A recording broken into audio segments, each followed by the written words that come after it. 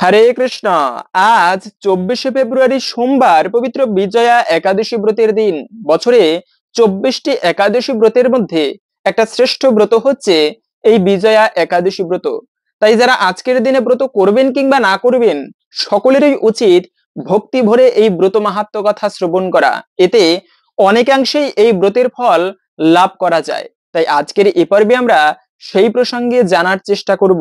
সকলকে স্বাগতম জানাচ্ছি আমাদের এই ধর্মীয় তথ্যমূলক চ্যানেলে। আমরা চেষ্টা করি এরকমই সনাতন ধর্মের ধর্মীয় তথ্যগুলোকে আপনাদের সাথে উপস্থাপন করতে, শেয়ার করতে। তাই আসুন আগামী কিছুক্ষণ সময় একসঙ্গে ধৈর্য ধরে আজকের এই গুরুত্বপূর্ণ তথ্যগুলো জেনে নেই। আশা করছি আজকের এই তথ্যগুলো আপনাকে অবশ্যই সমৃদ্ধ করবে। ভালো লেগে থাকলে অবশ্যই একটা লাইক করে কমেন্টে আপনার ইষ্ট দেবতার নামটি অথবা জয় শ্রীকৃষ্ণ ভগবানের জয় একবার হলেও লিখে যাবার অনুরোধ জানাচ্ছি। একাদশী ব্রতের দিনটি এটি ভগবান শ্রী বিষ্ণুর অত্যন্ত প্রিয় দিন। মা লক্ষ্মীর দিন হচ্ছে বৃহস্পতিবার, শনিবার শনি দেবতার দিন। ঠিক তেমনি একাদশী ব্রতের দিনটি যে বারই হোক না কেন, এটি হচ্ছে ভগবান শ্রী বিষ্ণুর অত্যন্ত প্রিয় দিন। বিধায় এই একাদশী ব্রতকে এজন্য হরিবাসর বলা হয়। অনেক প্রকার ব্রত রয়েছে, কালিকা ব্রত, দুর্গা ব্রত, এমনকি কাত্যায়নী ব্রত রয়েছে, যে ব্রত পালন করে সেই ব্রজের গোপিকারা ভগবানকে স্বামী রূপে প্রাপ্ত করেছিলেন। তারপরে কার্তিক মাসে দামোদর ব্রত রয়েছে।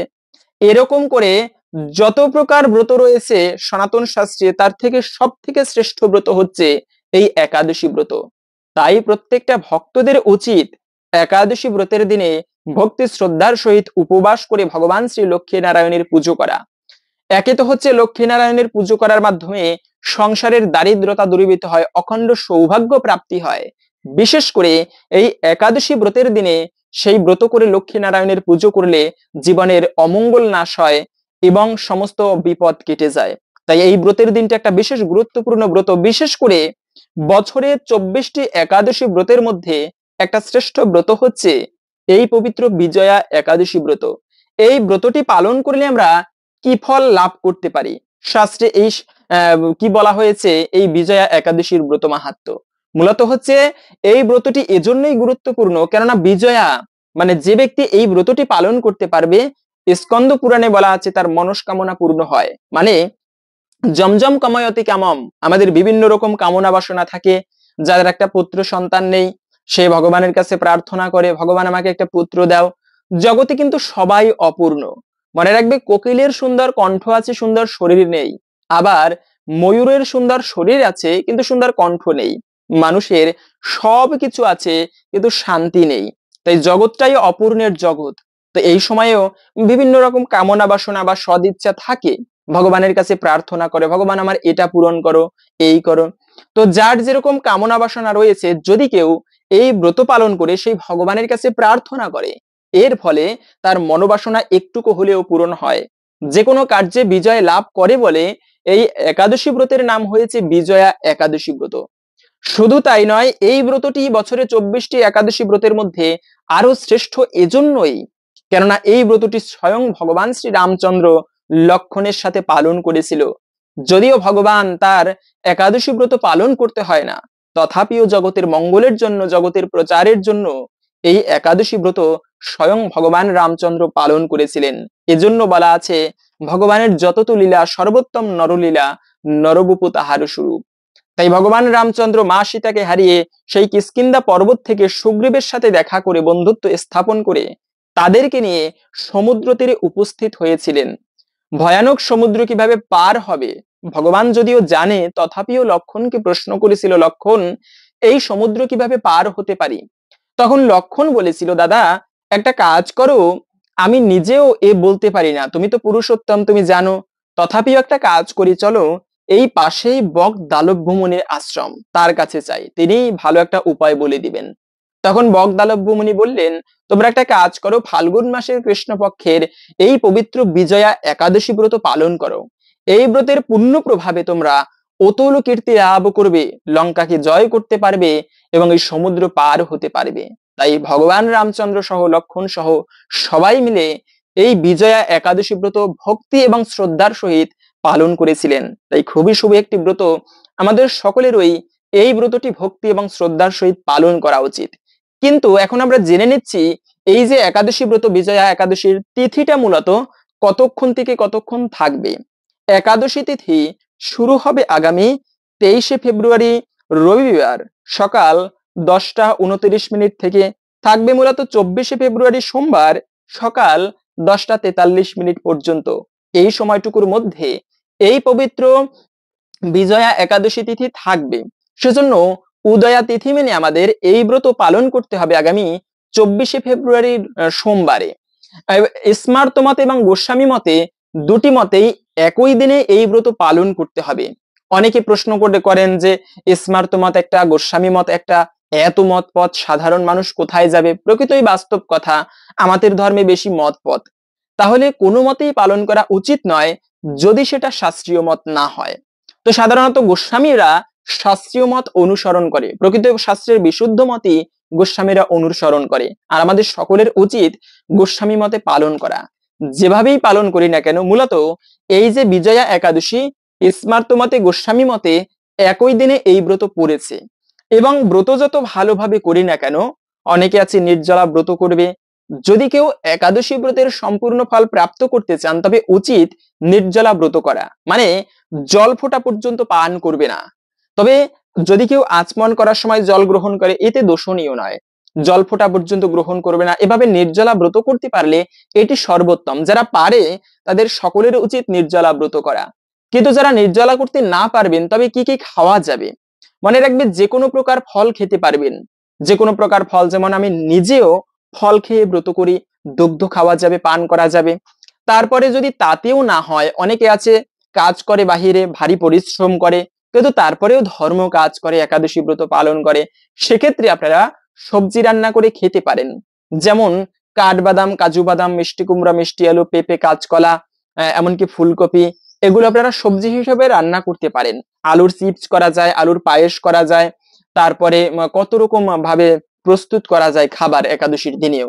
কিন্তু মনে রাখবে সেই সবজি রান্না করার সময় ভুলক্রমেও কখনো সরিষার তেল ব্যবহার করা উচিত নয়।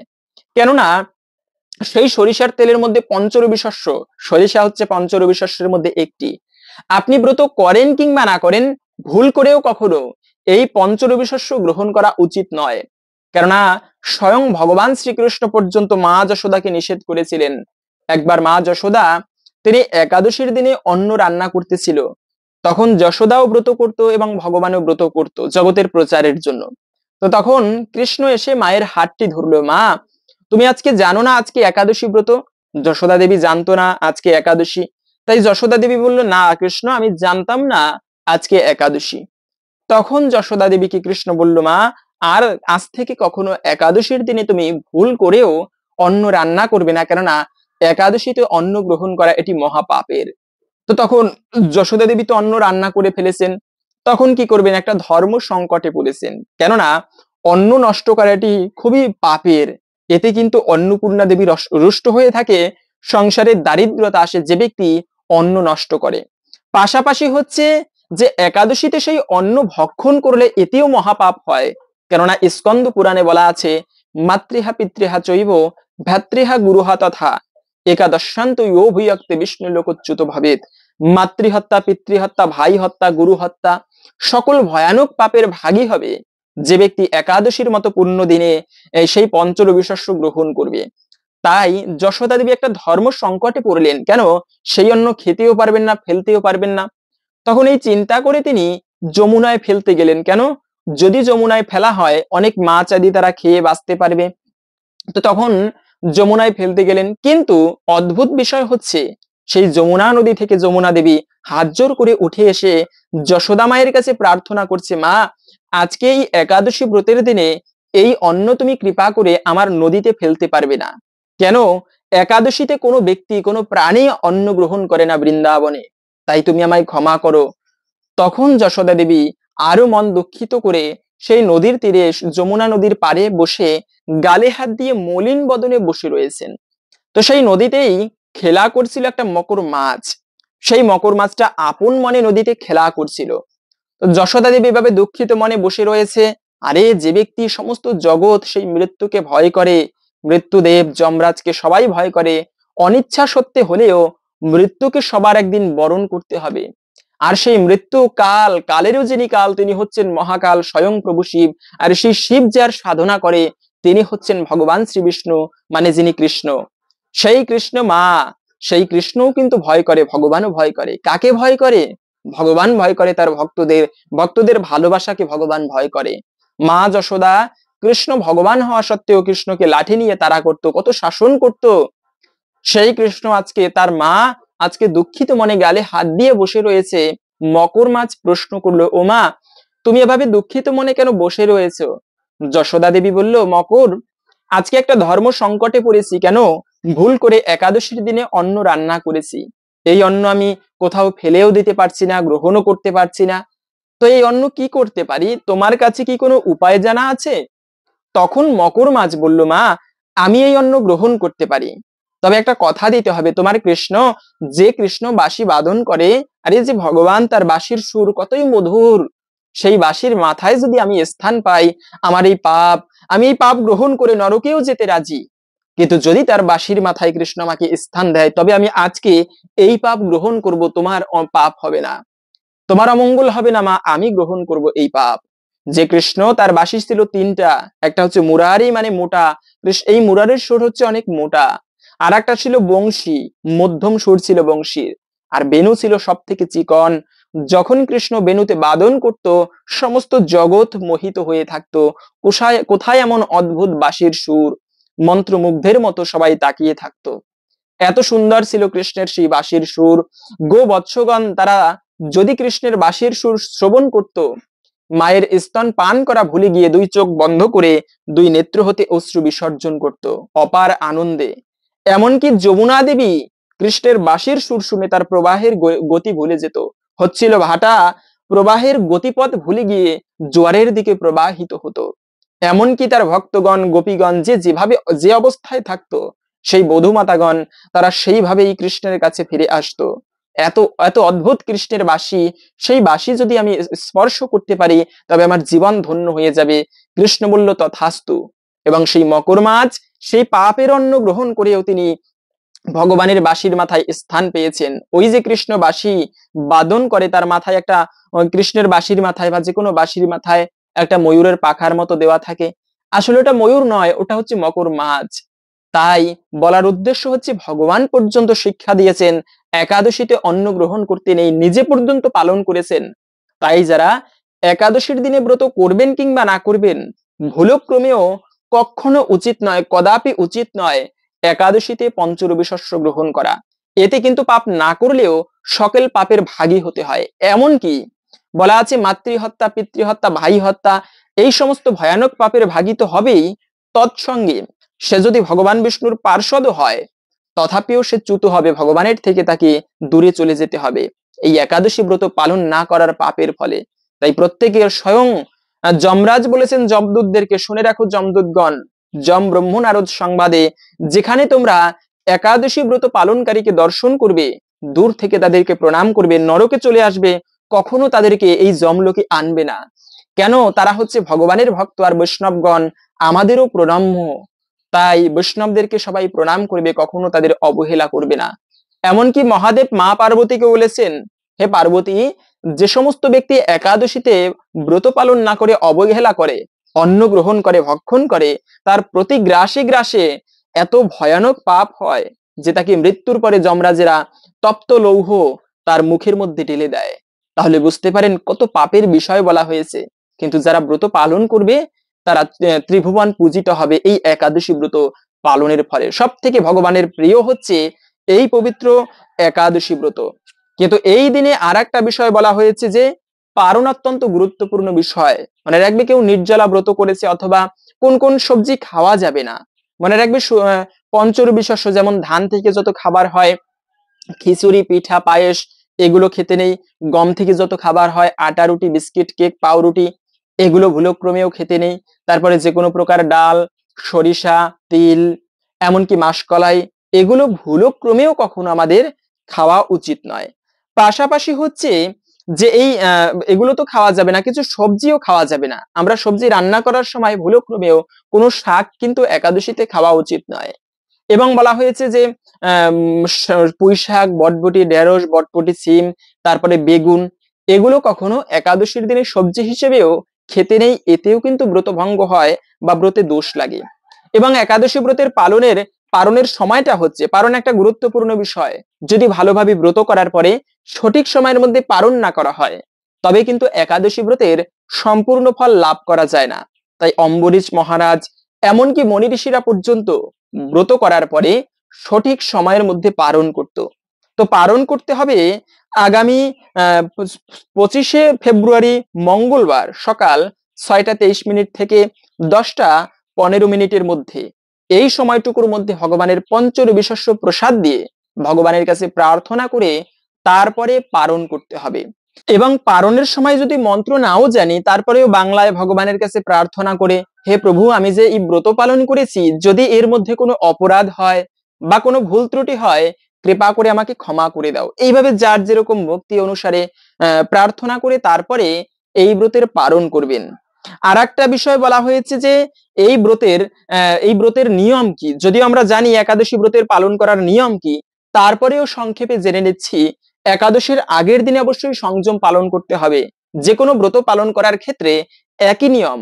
একাদশী ব্রত পালন করার আগে সংযম পালন করতে হয়, অপশব্দ প্রয়োগ করতে নেই, খারাপ ভাষা প্রয়োগ করতে নেই, মিথ্যা কথা বলা উচিত নয়, তারপরে হচ্ছে আমিষ খাওয়া উচিত নয়, মানে সাত্বিক খাবার গ্রহণ করে আগের দিনে সাত্বিকভাবে জীবনযাপন করা উচিত এবং ব্রত করার জন্য প্রস্তুতি নেওয়া উচিত। তারপরে হচ্ছে এভাবে একাদশীর আগের দিনটি পালন করে এরপরে রাত্র 11টার আগে খাবার খেয়ে দাঁত ব্রাশ বা দন্ত ধাবন করা প্রয়োজন। দন্ত ধাবন মানে হচ্ছে যে অনেক সময় আছে দাঁতের গোড়ায় খাবার আটকে থাকে, একাদশীর দিনে সেই খাবার পেটে গেলে এতে কিন্তু ব্রত ভঙ্গ হয় বা ব্রতে দোষ লাগে। আবার অনেকের আছে দাঁত ব্রাশ করতে গেলে দাঁতের গোড়া থেকে রক্তক্ষরণ হয়। তো এই তথ্য অনুসারে একাদশীর আগের দিনে রাত্রে খাবার খেয়ে ওই সময়েই দন্ত ধাবন করা প্রয়োজন বা দাঁত ব্রাশ করা প্রয়োজন, করে নেওয়া উচিত। এবং এভাবে করে আগের দিনটি কাটিয়ে একাদশীর দিনটি হচ্ছে মূল বিষয়। ওই দিনটি একমাত্র উপবাস বলতে আমরা অনেকে বুঝি যে না খেয়ে থাকলেই বোধহয় পুণ্য হয়।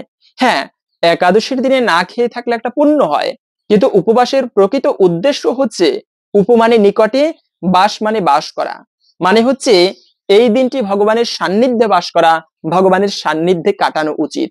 উপবাসের প্রকৃত উদ্দেশ্যই হচ্ছে ভক্ত সঙ্গে কাটানো, ভগবানের নাম কীর্তন করা উচিত, পূজা করা উচিত। একাদশীর দিনে অন্তত পক্ষে মনে রাখবে, বেশি বেলা করে ভুলেও ঘুমাতে নেই। যে ব্যক্তি ঘুমিয়ে থাকে তার ভাগ্যটাও ঘুমায়। সেজন্য সনাতন শাস্ত্রের বিধান, প্রত্যেকটা ব্যক্তিকে সূর্য উদয়ের পূর্বে শয্যা ত্যাগ করা উচিত। কিন্তু আমরা অনেক সময় বেশি বেলা করে ঘুমিয়ে থাকি। অন্তত পক্ষে একাদশীর মতো মহাপুণ্য লগ্নে বেশি বেলা করে ঘুমাতে নেই। কেন একাদশীর ব্রতের দিনটি এত গুরুত্বপূর্ণ? যেখানে শত সহস্র বছর তপস্যা করে মনি ঋষিরা যে ফল প্রাপ্ত করতে পারে না, সেই সমস্ত ফল লাভ হয়ে থাকে শুধুমাত্র একাদশী ব্রত পালনের ফলে। অন্যান্য দিনে ধর্ম কাজ করলে যে পুণ্য প্রাপ্ত করা যায়, একাদশীর দিনে সেই ধর্ম কাজ করলে তার থেকে সহস্র গুণ বেশি পুণ্য ফল লাভ করা যায়। তাই এই একাদশী ব্রতের দিন এত গুরুত্বপূর্ণ বলা হয়েছে। সেজন্য সকলেরই ভক্তির সহিত এই ব্রত পালন করা উচিত। সকালবেলা ঘুম থেকে উঠে স্নান করে শুদ্ধ মনে আপনি ইষ্টদেবের পুজো করবেন। আমরা অনেকে মনে করি দীক্ষা নিয়েছি মানে আমার মুক্তি হয়ে যাবে, আমি আর হাতের জল শুদ্ধ হবে, কেননা বলা আছে অদীক্ষিত ব্যক্তির হস্তের জল মূত্র তুল্য। এখন অনেকে ভাবতে পারি দীক্ষা নিয়েছি মানে আমার মুক্তি হবে, আমার সবকিছু শেষ, কিন্তু না, দীক্ষা নেওয়াটাই সবকিছু নয়। দীক্ষা নেওয়ার পরে স্কুলে ভর্তি হয়েছে, যদি সে লেখাপড়া না করে তবে কি সে পাশ করতে পারবে, ভালো রেজাল্ট করতে পারবে, ভালো চাকরি পাবে? কখনোই না। গুরুদেবের থেকে দীক্ষা নিয়েছে মানে গুরুদেব যে নিয়ম দিয়েছে, মন্ত্র দিয়েছে, তা ভালোভাবে জপ করতে হবে, নিয়ম পালন করতে হবে, তবে তো সে ভগবানের কৃপা লাভ করবে। তো এই একাদশী ব্রত তেমনি ভক্তি ভরে পালন করা উচিত। এবং এই একাদশীর দিনে ভুলেও কিছু কাজ কখনো করা উচিত নয়। পবিত্র একাদশী ব্রত, যে ব্রত স্বয়ং ভগবান রামচন্দ্র লক্ষণের সহিত পালন করেছেন, কি অদ্ভুত, কত সুন্দর কাহিনী পাওয়া যায় শাস্ত্রে। যে ভগবান রামচন্দ্র তিনি দশরথ রাজার থেকে আদেশ পেয়ে বনবাসে চলেছেন। বনবাসে এসে সেখানে ভাই লক্ষণ, দেবী সীতা প্রভু রামের সাথে ছিল। একদিন কি হলো, সেই মা সীতাকে হারিয়ে রাবণ রাজ, তিনি হচ্ছে রাক্ষস রাজ রাবণ, মা সীতাকে সেই উপরের রাস্তা দিয়ে রথে করে নিয়ে গেল হরণ করে। এভাবে করে জটায়ুর তাকে দেখলো, রাবণ নিয়ে যাচ্ছে মা সীতাকে। জটায়ুর ছিল রাম ভক্ত, তিনি মাকে রক্ষা করার চেষ্টা করলো, কিন্তু অনেক চেষ্টা করেও রাবণের সাথে পেরে উঠলো না। শেষ পর্যন্ত মৃতপ্রায় অবস্থায় মরার আগে রাম রাম করছিল। ওদিকে ভগবান রামচন্দ্র মা সীতাকে হারিয়ে মণিহারা সর্পের ন্যায় কান্না করতে লাগলো, সীতা সীতা বলে ডাকতে লাগলো। দুই ভাই, রাম কি কান্না করে, তার থেকে বেশি কান্না করে লক্ষণ। কেন? লক্ষণ যখন দাদার সাথে 14 বছরের বনবাসে আসতেছিল, তখন মা সুমিত্রাকে প্রণাম করলো, মা আমি দাদার সাথে যাচ্ছি। যাবার আগে সুমিত্রাকে প্রণাম করার সময় মা বলেছিল, লক্ষণ যেখানে যাবে রামম দশরথ জ্ঞানম মাতৃক জ্ঞানম সীতা বিপিন অযোধ্যা জ্ঞানম গচ্ছপুত্র যথা তথা। যেখানে যাবে রামকে দশরথের জ্ঞান করবে, বাবাকে যতটা শ্রদ্ধা করো রামকে ঠিক ততটাই শ্রদ্ধা করবে, ভক্তি করবে, ভালোবাসবে। মাতৃক জ্ঞানম সীতা, মাকে যতটা শ্রদ্ধা করো ঠিক ততটা শ্রদ্ধা, মায়ের মতো সম্মান করবে এই সীতা দেবীকে। এবং যেখানে যাবে সেই বনটাকে অযোধ্যা মনে করে, বিপিন অযোধ্যা জ্ঞানম, সেই বনকে অযোধ্যা মনে করে বাস করবে, তাহলে তুমি প্রকৃত শান্তি লাভ করবে, তোমার জীবনে মঙ্গল হবে। তো লক্ষণ সেই মায়ের আজ্ঞা অনুসারে সবসময় সীতা দেবীকে মা বলে সম্বোধন করত। সেই সীতা মাকে মা মা বলে ডাকতে ডাকতে লক্ষণ রাম কি কান্না করে, তার থেকে বেশি কান্না করে লক্ষণ। দুই ভাই পশ্চিম দিক থেকে পূর্ব দিকে যাচ্ছিল, এমন মনে হচ্ছে দূর থেকে সূর্যদেব পশ্চিম দিকে হেলে পড়েছে, পরন্ত বিকেল। এই সময়ে সূর্যদেব তো হেলে পড়েছে, আবার মনে হচ্ছে দুটি সূর্য, দুই ভাই মহাপ্রতাপী দুই ভাই কান্না করতে করতে সেই পূর্ব দিকে যাচ্ছে, কিষ্কিন্ধা পর্বতের দিকে। কেন? সুগ্রীবের সাথে দেখা করতে, হয়তোবা তিনি কোন সন্ধান দিতে পারবে। দূর থেকে দেখলে দুই ভাইকে মনে হবে যেন এরা দুই মুনিপুত্র। কেন? তারা তো সন্ন্যাসীর বেশ ধারণ করেছে, বনবাসীর বেশ। কাছে গেলে মনে হয় এরা মহাপ্রতাপী ক্ষত্রিয়ের বংশোদ্ভূত। তাই দুই ভাই এভাবে যাচ্ছে কান্না করতে করতে। যাবার সময়ে ভগবান রামচন্দ্র একটা বনের মধ্যে তীরটাকে রেখে এভাবে গালে হাত দিয়ে চতুর্দিকে তাকাচ্ছে আর নেত্র থেকে অশ্রু বিসর্জন করছে। লক্ষণ খেয়াল করলো দাদা তো কান্না করে, কিন্তু একটা অদ্ভুত বিষয় হচ্ছে যে মৃত্তিকা থেকে বা মাটি থেকে কেন যেন রক্তধারা বহমান হচ্ছে। দাদাকে প্রশ্ন করলো, দাদা একটা অদ্ভুত বিষয় দেখো, কি? তুমি তো কান্না করো, মাটি থেকে কেন যেন রক্তধারা বহমান হয়েছে। তখন রামচন্দ্র খেয়াল করলো সত্যি তো মাটি থেকে রক্তের ধারা বইছে। ভালো করে দেখলো তার তীরের ডগায় একটা ব্যাঙ বিদ্ধ হয়ে তার শরীরের ক্ষত হয়ে সেখান থেকে রক্ত ধারা বহমান হচ্ছে। ব্যাঙকে প্রশ্ন করলো, ব্যাঙ তোমাকে যখন সর্প ধরে কষ্ট দেয় তখন তুমি চিৎকার করতে থাকো, আজকে আমার তীরের ডগায় বিদ্ধ হলে ক্ষত হয়ে রক্ত ধারা বইছে, একবার চিৎকার করলে না, ছটফট করলে না কেন ব্যাঙ? তখন ব্যাঙ বলতে লাগলো, প্রভু যখন আমাকে সর্প ধরে কষ্ট দেয় তখন আমি চিৎকার করে পরম মালিকের নিকট জানাই, হে প্রভু আজকে বিনা কারণে একটা সাপ আমাকে কষ্ট দিচ্ছে, তো তুমি এর শেষের দিনে বিচারটা একটুকু করে দিও। কিন্তু দেখো, যে প্রভুর কাছে বিচার জানাতাম সেই প্রভুই আমাকে কষ্ট দিচ্ছে, আমি বিচারটা দিব কার কাছে প্রভু? তুমি বলে দাও হে প্রভু, হে দয়াময়, আমি কার কাছে বিচার দিব? তবে তোমার প্রতি কোনো অভিযোগ নেই, কেন? এ জীবনটাই তো তোমার চরণে সমর্পিত। সেই ব্যাঙও কোনো সাধারণ ব্যাঙ নয়, ভগবান সেই দুঃখের মধ্যেও ব্যাঙের ধৈর্যতে ভক্তিতে অত্যন্ত প্রসন্ন হয়েছেন। ব্যাঙটা ছিল পূর্বজন্মে গুরুদেব, ছিল বিশ্বাবসু, শিষ্য ছিল কর্ণব মুনি। সেই কর্ণব মুনি গুরুদেবের সেবা করত, গুরুদেবের জন্য সমস্ত কিছুর ব্যবস্থা করে দিত। একদিন গুরুদেবের পদমর্দন করতেছিল, মানে পা ম্যাসেজ করে দিচ্ছিল। হঠাৎ গুরুদেব ঘুমাচ্ছিল, একটা নখের আঁচড় গুরুদেবের চরণে লেগে গিয়েছিল। তখন গুরুদেব রেগে গিয়ে ঘুম ভেঙে গেল, রেগে গিয়ে অভিশাপ দিল, মূর্খ আমি ঘুমাচ্ছিলাম, আমার ঘুম ভেঙে গেল, ঘুম ভাঙিয়ে দিলে, তোমাকে অভিশাপ দিলাম, তুমি ব্যাঙ হয়ে জন্মগ্রহণ করো। কান্না করতে লাগলো গুরু কর্ণব মুনি, যে গুরুদেব জীবনে কোনোদিন বৈবাহিক জীবন সম্বন্ধ স্থাপন করিনি, পিতামাতাকে ত্যাগ করেছি, কেবলমাত্র ইষ্টদেবের ভগবানকে লাভ করব বলে তোমার সেবায় জীবন উৎসর্গ করেছি।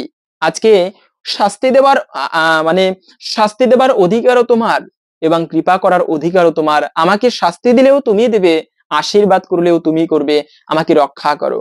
তখন গুরুদেব বলল, পুত্র তোমাকে আমি প্রকৃতই অভিশাপ করিনি, অভিশাপ রূপে আশীর্বাদ করছি। যাও জগতে ভ্রমণ করো ব্যাং হয়ে, একদিন ভগবান রামের কৃপা তুমি লাভ করবে, ওই দিন আমাকেও একটুকু রামের কৃপা পৌঁছে দিও। তো ওই সময়ে ব্যাং তখন ব্যাঙের প্রতি প্রসন্ন হয়ে ভগবান বলল, ব্যাং, তোমাদের দুই গুরু শিষ্যকে আমি আশীর্বাদ করছি, তোমরা চিরকাল দুই ভাই দুই গুরু শিষ্য আমার চরণে নূপুর হয়ে বিরাজ করবে। সেই তপস্যার ফলে এই যে ভগবানের চরণে এরপর থেকে নূপুর পরানো হয়, ওই যে ভগবানের চরণে নূপুর পরানো হয়, ওই নূপুর মূলত দুই গুরু শিষ্য। এবং সেখান থেকে তখন বিদায় নিয়ে ব্যাঙের থেকে এরপরে জটায়ুরের সাক্ষাৎ পেল রামচন্দ্র। জটায়ুরের থেকে সমস্ত কিছু জানতে পেরে কিষ্কিন্ধা পর্বতের দিকে যাচ্ছিল। সেখানে যাওয়ার আগে সুগ্রীব যখন দেখেছে মহাপ্রতাপী দুই ভাই আমাদের এই কিষ্কিন্ধা পর্বতের দিকে আসতেছে, তখন সুগ্রীব মনে মনে বিচার করতে লাগলো, এদেরকে হয়তোবা বালি পাঠিয়েছে আমাদেরকে বধ করার জন্য। কেন?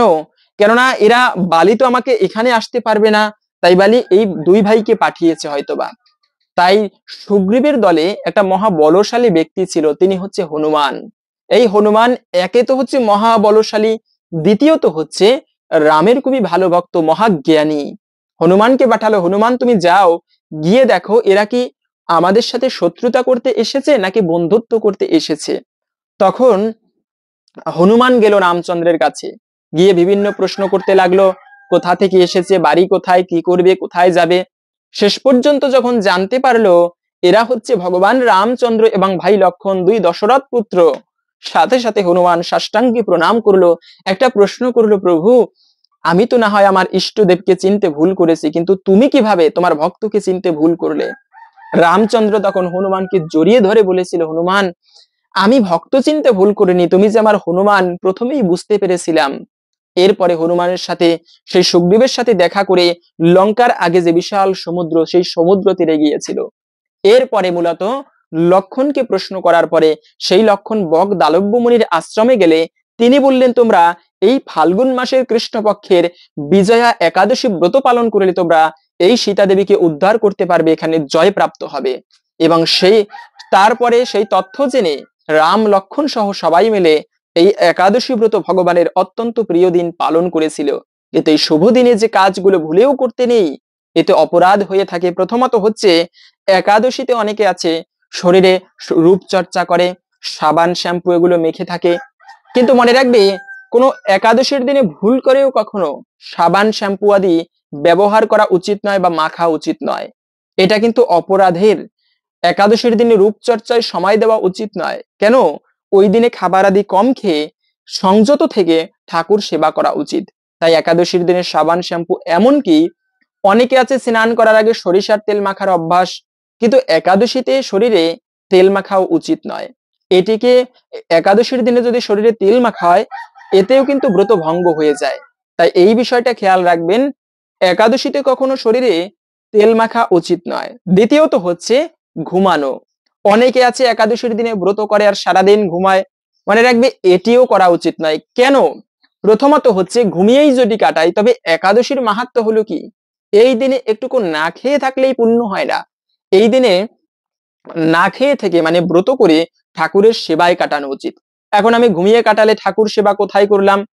তাই উপবাস করে কখনো ঘুমানো উচিত নয়। ঘুমিয়ে যদি কেউ স্বপ্নে দেখে যে আমি ঘুমানো মানে ঘুমিয়ে ঘুমিয়ে পঞ্চশস্য বা ভাত আদি খাবার খাচ্ছি, তাহলেও কিন্তু ব্রত ভঙ্গ হয়ে যায়। তাই কখনো উচিত নয় একাদশীর দিনে ব্রত করে উপবাস করে ঘুমানো। এতে কিন্তু ব্রতের সম্পূর্ণ ফল লাভ করা যায় না। পাশাপাশি অনেকে প্রশ্ন করতে পারেন যে অনেকে আছে অসুস্থ তারপরেও ব্রত করবে, তারা কি করতে পারে? হ্যাঁ, অসুস্থদের জন্য ভিন্ন কথা। কেন? তাদের শরীর রক্ষা করে ধর্ম, যদি শরীরই না থাকে তবে কিভাবে ধর্ম কাজ করবে।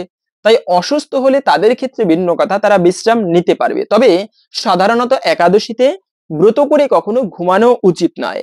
দ্বিতীয়ত হচ্ছে ব্রহ্মকে ক্ষয় করা উচিত নয়। মনে রাখবে এটি সব থেকে অশুভ। সনাতন ধর্মে ব্রহ্মচর্য ব্রত পালন করা, আধ্যাত্মিক স্তরে যারা উন্নতি লাভ করতে চান তাদের সহজ ভাষায় বলে দিচ্ছি, বীর্য নষ্ট করা উচিত নয়। বীর্যকে ধারণ করা উচিত, যাকে পিতৃধন বলা হয়েছে। ইরা পিঙ্গলা সুশর্মায় বলা হয়েছে, যে ব্যক্তি এই ব্রহ্মকে ধারণ করেন তিনি জীবনে অল্পতেই আধ্যাত্মিক স্তরে সাধনা করে উন্নতি লাভ করতে পারেন। তাই বীর্য নষ্ট করা কখনো উচিত নয়। স্বামী স্ত্রীর শারীরিক সঙ্গ করাকে একাদশীর ব্রতের দিনে অশুভ এবং অমঙ্গলের বলা হয়েছে। তাই ভুলক্রমেও এই কার্যটি করবেন না। মনে রাখবে, এই যে গর্ভাধান সংস্কার, সনাতন ধর্মে দশবিধ সংস্কারের প্রথম হচ্ছে গর্ভাধান সংস্কার। সন্তানকে কেন বর্তমানে ভালো সন্তান হচ্ছে না, বাবা মাকে সম্মান করে না, শ্রদ্ধা করে না, এটা মূলত সন্তানের তো দোষ আছেই, কিন্তু বাবা মায়ের ভুলটা বেশি। কেন? বাবা মা গর্ভাধান সংস্কার ঠিকভাবে করেনি। যদি যেদিনে সন্তানকে আহ্বান করা হয়, গর্ভধান সংস্কার করা হয়, ওই দিনে ভগবানের পুজো করতে হয়, ভগবানের কাছে প্রার্থনা করতে হয়, হে প্রভু, তোমার কৃপায় যেন একটা ভালো সন্তান লাভ করতে পারি, যার দ্বারা জগতের যেন মঙ্গল হয়। এভাবে করে প্রার্থনা করে, বিষ্ণু চিন্তা করে, তারপরে গভীর রাত্রে 2টার পরে ব্রহ্ম মুহূর্ত সময়ে শুভ দিন দেখে, তিথি নক্ষত্র দেখে, তারপরে যদি কেউ গর্ভাধান সংস্কার করে, তাহলে ওই ফলে ওই বীজের মধ্যে যে সন্তান আসে, সেই সন্তান প্রকৃতই হরিভক্ত হয়, তার যারা জগতের কল্যাণ হয়। তিনি কখনো বাবা মাকে অশ্রদ্ধা করে না, তার মধ্যে সেই মানসিকতা থাকে। তাই অন্ততপক্ষে এই একাদশীর দিনে সেই গর্ভাধান সংস্কার করাকে অশুভ বলা হয়েছে। এর ফলে যে সন্তান জন্ম হয়, তার জীবনে একটা অশুভ লেগে থাকে। মনে রাখবে, এই জন্য সন্তানকে গর্ভে নিয়ে বাবা মায়ের ভালো কাজ করা উচিত। যে অভিমন্যু মাতৃগর্ভে থাকা অবস্থায় শিখেছিল কিভাবে চক্রব্যূহ ভেদ করতে হয়, তাই বাবা মা যদি সন্তানকে গর্ভে নিয়ে বাবা মা ভালো কাজ করে, সেই পুণ্যফল সন্তান প্রাপ্তি করে। সেজন্য মূলত এই ব্রহ্মক্ষয় করা উচিত নয়। দ্বিতীয়ত হচ্ছে, ভুলেও কদাপি কাউকে কষ্ট দিতে নেই। অনেকে আছে ব্রত করে, কিন্তু অনুষ্ঠানের সময় এমন কথা বলে যে ব্যক্তিরা কষ্ট পায় অপরে। মনে রাখবে, আমার এমন কোনো আচরণ করা উচিত নয় যার মাধ্যমে অপর কোনো ব্যক্তি কষ্ট পায়। অপরকে দুঃখ দিয়ে যদি ভালো থাকতে চায়, তবে একদিন না একদিন সেই কষ্টের ফল, প্রকৃতির নিয়মই এরকম, তোমাকে ভোগ করতে হবে। কখনো কাউকে দুঃখ দিতে নেই, কষ্ট দিতে নেই। এর ফলে কিন্তু নিজের জীবনেই একদিন সেই দুঃখ কষ্ট ভোগ করতে হয়। তাই এটি কখনো করা উচিত নয়। এমন কোনো কথা বলা উচিত নয় যেন অপর কোনো ব্যক্তি কষ্ট পায়। মানে রাখবে, এটি খুবই সতর্কের সহিত দেখা উচিত। কোনো বৈষ্ণব যদি আমার আচরণে কষ্ট পায়, তবে ভগবানও কিন্তু প্রসন্ন হয় না ততটা। পাশাপাশি হচ্ছে, এই দিনে অবশ্যই অনেক সময় প্রশ্ন করে অনেকে যে সধবা মায়েরা এই ব্রত করতে পারবে কিনা। কেননা অনেক পণ্ডিতেরা বলে থাকে যে, আরে তুমি না সধবা, তুমি কেন একাদশী ব্রত পালন করবে? এতে স্বামীর অকল্যাণ হয়, সন্তানের অকাল মৃত্যু হয়। এমনটা যদি কেউ শুনে, সে আর ব্রত করে না। এটা শাস্ত্রের অপব্যাখ্যা, কোনো শাস্ত্রের যুক্তি কেউ দেখাতে পারবে না। এটা কারা বলে? যারা নিজে একাদশী ব্রত করে না, কিন্তু অপরকে নিরুৎসাহিত করে। মনে রাখবে, তুমি নিজে ধর্ম কাজ করতে না পারো, কিন্তু কেউ যদি ধর্ম কাজ করে, তাকে কখনো নিরুৎসাহিত করা উচিত নয়। তো একাদশী ব্রত পালন করার ফলে কখনো কাউকে নিরুৎসাহিত করতে নেই। যদি নিজেও করতে না পারো, তবে অপরকে উৎসাহ দিবে। যেমন কোনো শাস্ত্রের কেউ দেখাতে পারবে না যে একাদশী সধবা মায়েরা করতে পারবে না। স্বয়ং পাঞ্চালী দ্রৌপদী, তিনি তো ব্রত করতো, তিনি সধবা ছিল না। এমনকি প্রভু শিবের সাথে মা পার্বতী পর্যন্ত ব্রত করে। তারা কি সধবা নয়?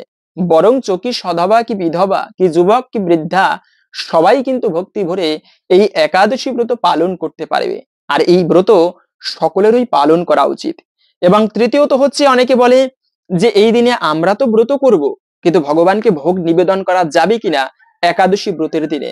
মনে রাখবে, একাদশী ব্রত আমাদের জন্য, ভগবানের জন্য নয়।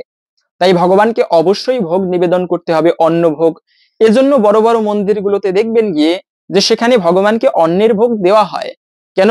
ভগবান অন্ন গ্রহণ করেন একাদশীর দিনে, কিন্তু ভক্তরা সেই প্রসাদ একাদশীর দিনে গ্রহণ না করে দ্বাদশীর দিনে সেই প্রসাদ গ্রহণ করতে পারেন। তাই অবশ্যই এই বিষয়টা খেয়াল রাখতে হবে যে একাদশীর দিনে অবশ্যই অন্নভোগ দেওয়া যাবে, কিন্তু সেই অন্ন ভক্তরা গ্রহণ না করে প্রসাদ দ্বাদশীর দিনে পালনের সময় গ্রহণ করতে পারে। তবে অনেককে দেখা যায় একাদশীর দিনে, মনে রাখবে, যে খাবারগুলো ভুলেও খেতে নেই, তার মধ্যে প্রথমত হচ্ছে, অনেকেই এখনো রয়েছে যে একাদশীর দিনে আটা রুটি খেয়ে থাকে। আর আটা হচ্ছে পঞ্চরবি শস্যের একটি গম। তাই সেই আটা রুটি ভুলেও খেতে নেই, কিন্তু এখনো দেখা যায় অনেকে বলে থাকে, আরে আগের লোকে খেয়েছে তাই আমিও খাচ্ছি। মনে রাখবে, আগের লোকে অনেকে ভুল করেছে, কিন্তু এখন তো শাস্ত্র আমরা জানি কেন সেই ভুল কাজটা করব। আগের লোকে কে কি করেছে সেইটা নিয়ে কেন আমরা বসে থাকব? অবশ্যই কদাপি উচিত নয় একাদশীর দিনে আটা রুটি গ্রহণ করা। এতেও কিন্তু যত ব্রত করি সেই ব্রত ভঙ্গ হয়ে যায়। দ্বিতীয়ত হচ্ছে, আমরা অনেকে জানি না বিষয়টা, যে একাদশীর দিনে আমরা খেজুর খেয়ে থাকি। এই যে বাজারে পাওয়া যায় প্যাকেটজাত করা খেজুর, আর একাদশীর দিনে যে ব্যক্তি খেজুর গ্রহণ করে এতেও কিন্তু ব্রত ভঙ্গ হয়। কেন হয়? যদিও যে কোনো প্রকার ফল খাওয়া যাবে, কিন্তু প্যাকেটজাত খেজুর খাওয়া যাবে না এজন্য, কেননা সেই খেজুরে সর্ষের তেল মিশ্রিত করা থাকে, আর সর্ষের তেল খেলে এতেও কিন্তু ব্রত ভঙ্গ হয়। ওই বাজারের খেজুরকে অনেকদিন ভালো রাখার জন্য সর্ষের তেল দেওয়া হয়, সেজন্য সেই খেজুর খাওয়া যাবে না। এমনি আপনি আপনার গাছের পাকা খেজুর খেতে পারেন। তবে মূলত এই দিনে যারা ব্রত করবেন কিংবা না করবেন, সকলে এই কার্যটি করবেন। ভক্তি এবং শ্রদ্ধার সহিত এই ব্রত কথা শ্রবণ করে একটা প্রদীপ প্রজ্বলিত করে ভগবানের উদ্দেশ্যে নিবেদন করবেন এবং ভগবানের কাছে প্রার্থনা করবেন, এতে বিশেষ মঙ্গল সাধিত হয়। যারা ব্রত করবেন, যারা না করবেন, সকলেই কার্যটি করবেন। শাস্ত্র কথা আলোপন, শাস্ত্র কথা পাঠ করে ইউটিউব থেকে শুনতে হবে এরকমটা নয়, সকলে মিলে পাঠ করে সকলে মিলে শ্রবণ করবেন, এতে পরম মঙ্গল হয়। এবং একটা প্রদীপ ভগবানের উদ্দেশ্যে প্রজ্বলিত করে রাখবেন। তো এখন আমরা জেনে নিচ্ছি ভিডিওর মূল প্রসঙ্গ, এই বিজয়া একাদশী ব্রতের মাহাত্ম্য কথা। সনাতন ধর্মে নববিধা ভক্তির প্রথমত হচ্ছে শ্রবণ করা। শ্রবণ করলেই মঙ্গল সাধিত হয়। আসুন এখন ধৈর্য ধরে এই বিজয়া একাদশীর ব্রত কথা শ্রবণ করি। বিজয়া একাদশী স্কন্দ পুরাণে এই একাদশী মাহাত্ম্য সম্পর্কে বর্ণিত আছে। মহারাজ যুধিষ্ঠির শ্রীকৃষ্ণকে বললেন, হে বাসুদেব, ফাল্গুন মাসের কৃষ্ণপক্ষের একাদশীর মাহাত্ম্য অনুগ্রহ করে আমাকে বলুন। শ্রীকৃষ্ণ বললেন, হে যুধিষ্ঠির, এই একাদশী বিজয়া নামে পরিচিতা। এই একাদশী সম্পর্কে এক সময় দেবর্ষি নারদ স্বয়ম্ভু ব্রহ্মাকে জিজ্ঞাসা করেছিলেন। তিনি এই প্রসঙ্গে যা বলেছিলেন তা আমি এখন তোমাকে বলছি। এই পবিত্র পাপ বিনাশকারী ব্রত মানুষকে জয় দান করে বলে এই একাদশী বিজয়া নামে প্রসিদ্ধা। পুরাকালে শ্রী রামচন্দ্র 14 বছরের জন্য বনে গিয়েছিলেন। সীতা ও লক্ষণের সঙ্গে তিনি পঞ্চবটী বনে বাস করতেন। এই সময়ে লঙ্কাপতি রাবণ দেবী সীতাকে হরণ করে সীতার অনুসন্ধানে রামচন্দ্র চতুর্দিকে ভ্রমণ করতে থাকেন। তখন মৃতপ্রায় জটায়ুর সাথে তাদের সাক্ষাৎ হয়। জটায়ুর রাবণের সীতাহরণের সমস্ত বৃত্তান্ত রামচন্দ্রকে জানিয়ে মৃত্যুবরণ করেন। এরপরে সীতা উদ্ধারের জন্য বানররাজ সুগ্রীবের সাথে তিনি বন্ধুত্ব স্থাপন করেন। ভগবান রামচন্দ্রের কৃপায় হনুমান লঙ্কায় গমন করেন। সেখানে অশোক বনে সীতা দেবীকে দর্শন করে শ্রী রাম প্রদত্ত অঙ্গুরীয় বা আংটি তাকে অর্পণ করেন। ফিরে এসে শ্রী রামচন্দ্রের কাছে লঙ্কার সমস্ত ঘটনার কথা ব্যক্ত করেন। হনুমানের কথা শুনে ভগবান রামচন্দ্র সুগ্রীবের পরামর্শে সমুদ্র তীরে যান। সেখানে দুস্তর সমুদ্র দেখে তিনি লক্ষণকে বললেন, হে লক্ষণ, কিভাবে এই অগাধ সমুদ্র পার হওয়া যায় তার কোনো উপায় খুঁজে পাচ্ছি না। উত্তরে লক্ষণ বললেন, হে পুরুষোত্তম, সর্বজ্ঞাতা আদিদেব আপনি, আপনাকে আমি কি উপদেশ দেব? তবে বক দালভ্য নামে এক মুনি এই দ্বীপে বাস করেন। এখান থেকে 4 মাইল দূরে তার আশ্রম। হে রাঘব, আপনি সেই প্রাচীন ঋষিশ্রেষ্ঠকে তার উপায় জিজ্ঞাসা করুন। লক্ষণের মনোরম কথা শুনে তারা সেই মহামুনির আশ্রমে উপনীত হলেন। ভগবান রামচন্দ্র ভক্তরাজ সেই মুনিকে প্রণাম করলেন। মুনিবর রামচন্দ্রকে পুরাণ পুরুষ বলে জানতে পারলেন। আনন্দ ভরে জিজ্ঞাসা করলেন, হে রামচন্দ্র, কি কারণে আপনি আমার কাছে এসেছেন তা কৃপা করে বলুন। শ্রী রামচন্দ্র বললেন, হে মুনিবর, আপনার কৃপায় সৈন্যসহ আমি এই সমুদ্র তীরে উপস্থিত হয়েছি। রাক্ষস রাজের লঙ্কা বিজয় করাই আমাদের প্রধান উদ্দেশ্য। যাতে এই ভয়ঙ্কর সমুদ্র উত্তীর্ণ হতে পারি তার কোনো উপায় জানবার জন্য আমরা আপনার কৃপা প্রার্থনা করছি।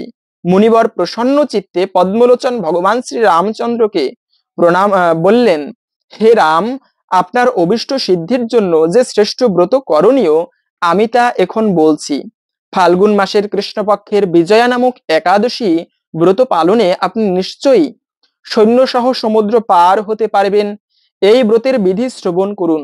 বিজয় লাভের জন্য দশমীর দিন সোনা রূপা তামা অথবা মাটির কলস সংগ্রহ করে তাতে জল ও আম পাতা দিয়ে সুগন্ধি চন্দন সাজিয়ে তার উপর সোনার নারায়ণ মূর্তি স্থাপন করবেন। একাদশীর দিন যথাবিধি প্রাতঃ স্নান করে কলসের গলায় মালা চন্দন পরিয়ে উপযুক্ত স্থানে নারকেল ও গুবাক দিয়ে পূজা করবেন। এরপরে পুষ্প, গন্ধ, তুলসী, ধূপ, দীপ, নৈবেদ্য ইত্যাদি দিয়ে পরম ভক্তি সহকারে ভগবান শ্রী নারায়ণের পূজা করবে এবং হরিকথা কীর্তনে সমস্ত রাত্রি যাপন করবেন। রাত্রি জাগরণ করে অখণ্ড ঘি প্রদীপ প্রজ্বলিত রাখবেন। দ্বাদশের দিন সূর্যোদয়ের পর সেই কলস বিসর্জনের জন্য কোনো নদী, সরোবর বা জলাশয়ের কাছে গিয়ে বিধি অনুসারে পূজা নিবেদনের পরে তা বিসর্জন দেবেন। তারপরে ওই মূর্তি বেদজ্ঞ ব্রাহ্মণদেরকে দান করবেন। এই ব্রত প্রভাবে নিশ্চয়ই আপনার বিজয় লাভ হবে। ব্রহ্মা বললেন, হে নারদ, ঋষির কথা মতো ব্রত অনুষ্ঠানের ফলে তিনি বিজয়ী হয়েছিলেন। সীতা প্রাপ্তি, লঙ্কা জয়, রাবণ বধের মাধ্যমে ভগবান শ্রী রামচন্দ্র অতুল কীর্তি লাভ করেছিলেন। তাই যথাবিধি যে মানুষ এই ব্রত পালন করবেন তার এ জগতে জয় লাভ এবং পরজগতে অক্ষয় সুখ সুনিশ্চিত। হে যুধিষ্ঠির, এই কারণে এই বিজয়া একাদশী ব্রত পালন অবশ্য কর্তব্য। এই ব্রত কথার শ্রবণ কীর্তন মাত্রই বাজপেয় যজ্ঞের ফল লাভ করা যায়। এই ছিল মূলত এই পবিত্র বিজয়া একাদশীর ব্রত কথা। আশা করি বুঝতে পেরেছেন এই ব্রতটি পালন করলে আমরা কি ফল লাভ করতে পারি। সেজন্য সকলেরই প্রতিটা একাদশী ব্রত পালন করা উচিত এবং সকলের মাঝে ছড়িয়ে দিবেন এই তথ্যগুলো, যেন আমরা সবাই এই ব্রত প্রসঙ্গে জেনে পালন করতে উৎসাহী হই। হরে কৃষ্ণ। আশা করছি আজকের এই তথ্যগুলো জেনে আপনি একটু হলেও সমৃদ্ধ হয়েছেন। ভালো লেগে থাকলে অবশ্যই একটা লাইক করে কমেন্টে আপনার ইষ্ট দেবতার নামটি অথবা জয় শ্রীকৃষ্ণ ভগবানের জয় একবার হলেও লিখে যাবার অনুরোধ জানাচ্ছি। ভগবানের কৃপায় সকলের জীবনে মঙ্গল হোক এই কামনা করে আজকের ভিডিওটি এখানে সমাপ্ত করছি। হরে কৃষ্ণ।